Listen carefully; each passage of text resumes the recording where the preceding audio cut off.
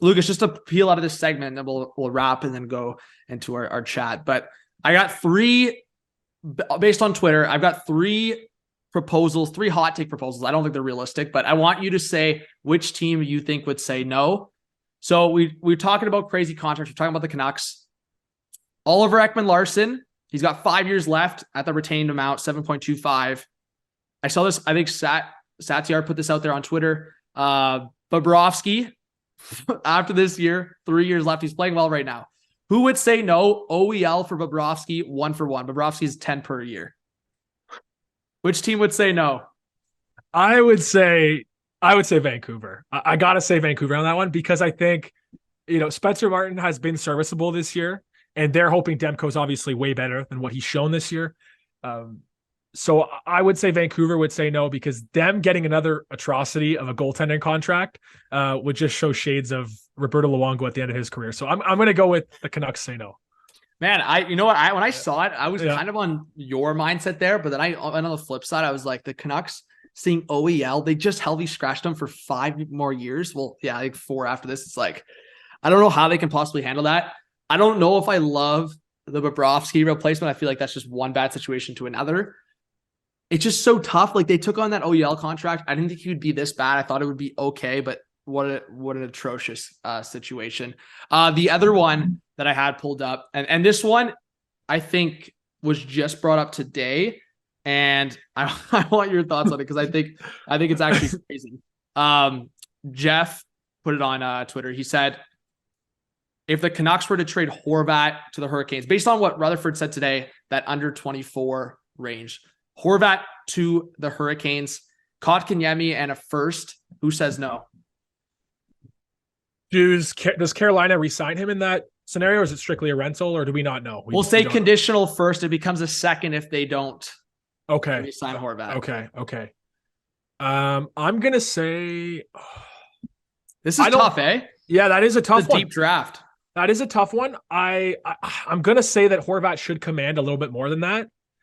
So I would say Vancouver would say no if that was today. But I think as the deadline closes in, that might be what they get. Like a decent young player and a high second to first round or a second round pick. Yeah, I think if it's no condition, I think if they're guaranteed to get the 2023 first. Yeah, it's like Kotkaniemi, and I don't like the Kotkaniemi, but the fact that like he fits exactly what Rutherford was talking about today is also just funny. But yeah, I think they got to get at least like a roster player, a first, and a young player for Horvat, in my opinion. Yeah. So if they can pull a younger player from Carolina or a prospect, then I would say yes to that deal. But I'm with you. I think Vancouver says no.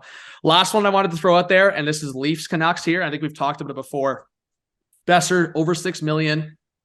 I think a couple of years after this one. Would you deal Topi Niemela and throw the contracts of Kerfoot, Engvall, and Hall for Brock Boeser? Would you do that deal? Okay, so this is for Boeser or Horvat? This is for Boeser. This is for Boeser. Okay, so we got Kerfoot, Niemela, and Hall. That was the deal? Well, yeah, Engvall. Like, it doesn't really matter. You need two of the contracts at least to match the cap, right? So, like, at least two of those contracts attached to Niemela for Boeser. Are you doing that deal? This is the toughest one, John. You placed these perfectly. It got harder as we went. I'm going to say that you do the deal. If you're the Leafs, you do the deal. Yeah. I'm so high on Niemela. I really am. But I think for this time period right now, the Leafs have to go all in. They got to do everything they can to win. And I think Brock Boeser would be similar in terms of what he would add to the second line or for wherever he plays. I would assume it'd be the second line as Taylor Hall going to the Bruins when they acquired him. So I'm going to say the Leafs say yes, and the Leafs should say yes. So, but Vancouver gets a great deal there too, I think, if they get Niemela. Hey, that's the Leafs' way of adding a scorer and not trading their first round pick and Nyes, right? It's a little bit of a risk because of the contract and the cap hit. I would say I'm even more intrigued if the Leafs threw in like a mid draft or like a second round pick and got like maybe a 1.5 shaved off that cap for the Canucks to retain. Then I'm even more at that deal. But we'll see. We can talk about a bunch of different things, but Lucas, do you want to tee up our little chat, or is there any other topics we missed? The only other one I did want to quickly shoot by you was in Detroit, and obviously Nedeljkovic clearing waivers today. And then obviously they snuck Vrana through there, and we don't know necessarily the whole situation on what's gone on with Jacob Vrana. Obviously he's a really highly touted, and he's been a healthy scratch the last couple of AHL games as well. I don't know if you saw that. Even crazier. I did see that. So obviously there's some things behind the something scenes we don't know. That we don't know, and we don't want to speculate on that because we genuinely don't know. But Stevie Y sliding Vrana and Nedeljkovic through waivers. I mean, if you were to tell me those guys would be on waivers at the start of the season, I would have called you crazy, and I would have told you that people, like some team, would have claimed each of those guys, right? So what has happened with let's start with Nedeljkovic. I mean, that's the one we're really sure about. It's really about his play that's fallen off, and Husso's obviously supplanted him as the number one. What do you think about Alex Nedeljkovic and his sort of struggles at this point? Yeah, I mean, this is going to be a classic. Like next year, he'll sign for like $1 million or less to be a backup, and that's just going to be the situation. Like he'll bounce back. I think it happens with so many goalies where it's like they're on that 3, 4, or 5 million, they're underperforming, and the next year. So I think Nedeljkovic, like as an NHL goalie, he'll be a backup next year or whatever happens. But yeah, I was a little surprised. I guess it makes sense in terms of the tight cap and everything going on. But Nedeljkovic, I just feel like I've watched him a couple games this year where he looks actually pretty good, and then he goes through a stretch where it's like you got to get Husso back in there.